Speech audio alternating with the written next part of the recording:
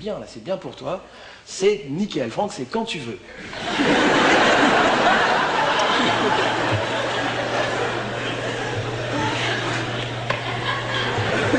Prends ton temps, Franck.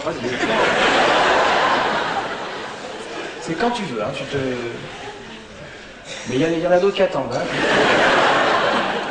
T'as tous les autres fumiers du stage qui sont là. Non mais blague à part, quand vous l'avez jamais fait, c'est pas logique de courir tout droit. Voilà, puis à un moment, il faut y aller, quoi, ça devient ridicule. Hein. Ouais, vous faites un pas, là c'est...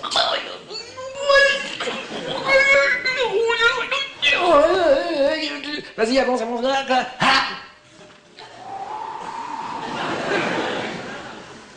Ouais. Et donc voilà, donc le vol en aérological, donc vous avez 3 allures, vous avez vitesse max, hein, ça c'est les freins, ça. Quand vous tirez, ça freine. Donc vitesse max, donc c'est les études de mathématiques. Voilà, c'est pour avoir vite un métier qui gagne vite de l'argent, d'accord, etc. Vous avez finesse max, donc c'est aux épaules. Finesse max, c'est ce qui va le plus loin. Ça va moins vite, mais ça va plus loin. Des études littéraires, vous ne gagnerez pas beaucoup d'argent, vous aurez un poste de fonctionnaire tranquille, vous voyez, toute votre vie, enfin, un truc cool, quoi, tout ça. Et ensuite, vous avez taux de chute mini. Taux de chute mini, la voile ralentit jusqu'à environ 20 km/h, d'accord, et donc vous descendez très peu, d'accord. Taux de chute mini, c'est les études G, enfin ce qu'on appelait G dans mon époque, c'est... économique et social, enfin ces trucs-là, d'accord, c'est-à-dire, alors vraiment, vous n'allez pas gagner d'argent du tout, mais enfin vous aurez un boulot tranquille, enfin voilà, etc. Alors, vous avez le bac pro, mais j'en parle pas, parce que ça c'est une autre technique, c'est du parachute, c'est plus du parapente. L'idée du bac pro, c'est d'arriver en vie jusque dans l'exclusion dans l'aéroémie.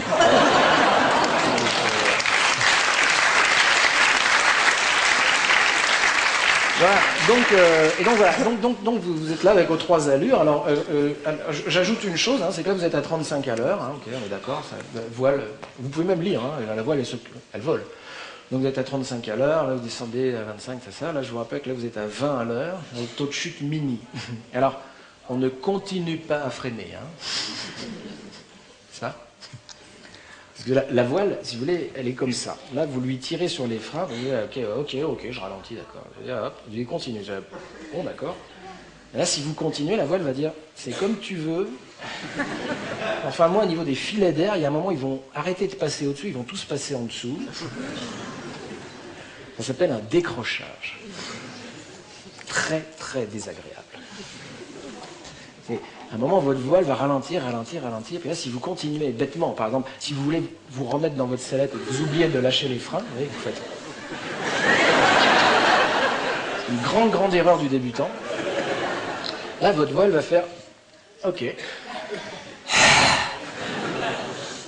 là, vous allez avoir un petit chiffon au-dessus de vous qui fait... Vous allez tomber à 18 mètres secondes, enfin 11 mètres secondes, ça dépend. Et là, c'est très très vicieux, parce qu'il ne faut pas la réouvrir. Comprenez bien que votre voile, elle va faire comme ça, hein, puis là, elle va faire...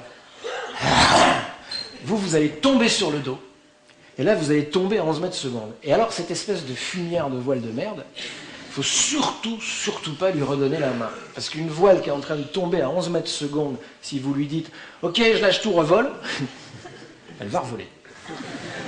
Elle va passer de moins 11 mètres secondes en marche arrière à plus 35 km/h en marche avant, d'accord? Et donc elle va faire comme ça. Je vous le fais au ralenti en Tex Avery.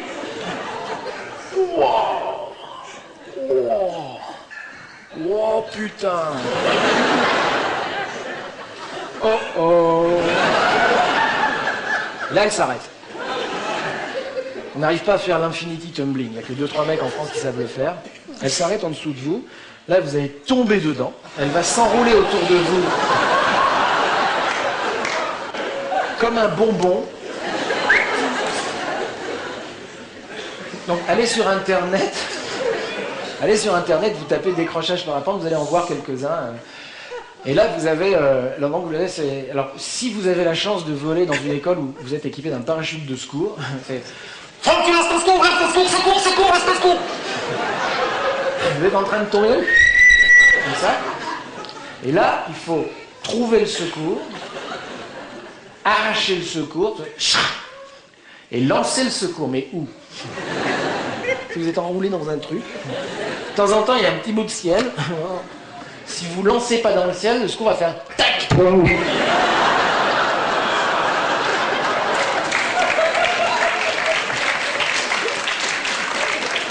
Mais bon, si vous arrivez à lancer le secours, ça va. Donc décrochage, non. Alors donc il faut tenir la voile. En fait, il faut la tenir décrochée.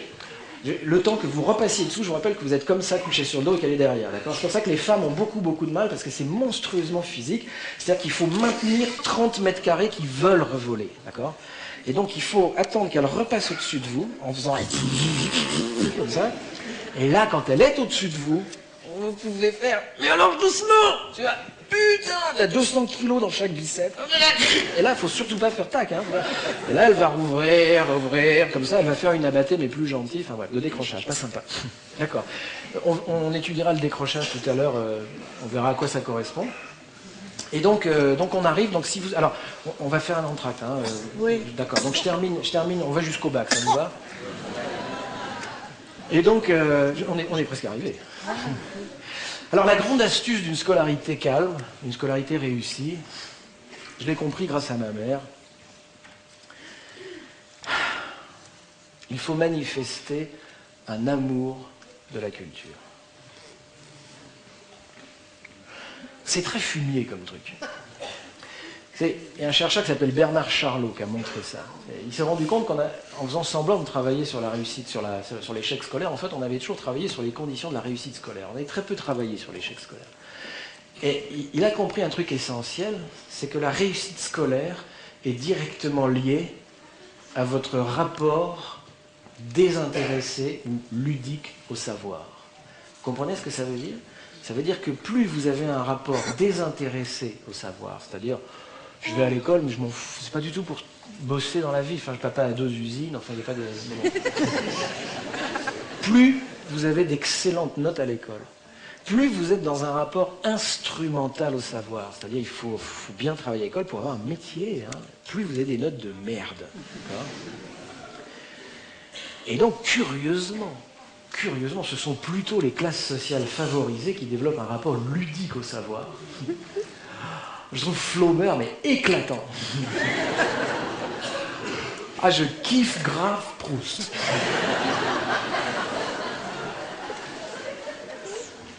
J'ai la nouvelle Héloïse Julie, putain, la drague de folie dans ce bouquin, putain, mais c'est... Et donc, voilà. Et donc, alors, il y a des exceptions. Charlot a montré qu'il y a des gens, des classes populaires, y compris des gens qui vivent à 5 dans un appart, enfin, des gens qui ont vraiment des mauvaises conditions. Il se rend compte qu'il y a des gens qui arrivent à développer un rapport ludique au savoir. Et ce sont elles, c'est souvent des femmes, des beurettes, hein, c'est là-dessus que Sarkozy fait toute sa pub, c'est elles qui vont aller à Sciences Po, qui vont justifier l'égalité des chances et les banlieues, vous savez, les jeunes des banlieues qui vont à Sciences Po et tout ça. Ce sont des jeunes qui, pour des raisons qu'on n'arrive pas à comprendre, ont mobilisé un rapport de plaisir à la matière, alors que les autres se font chier grave. Putain, t'as fait ta disserte, ouais, t'as fait combien de pages? Une demi. Et toi?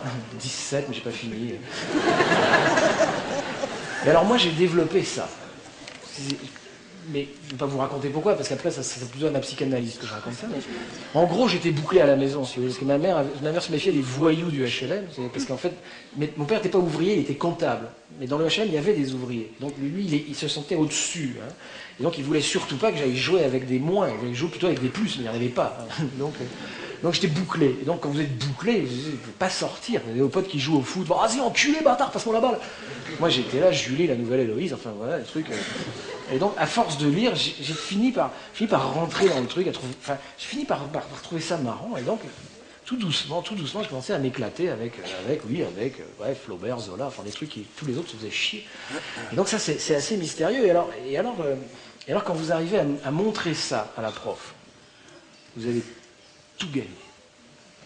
Tout gagné. Je le dis aux jeunes qui vont passer leur bac ici ou aux parents qui ont des ados, si vous arrivez à ça, vous avez tout bon.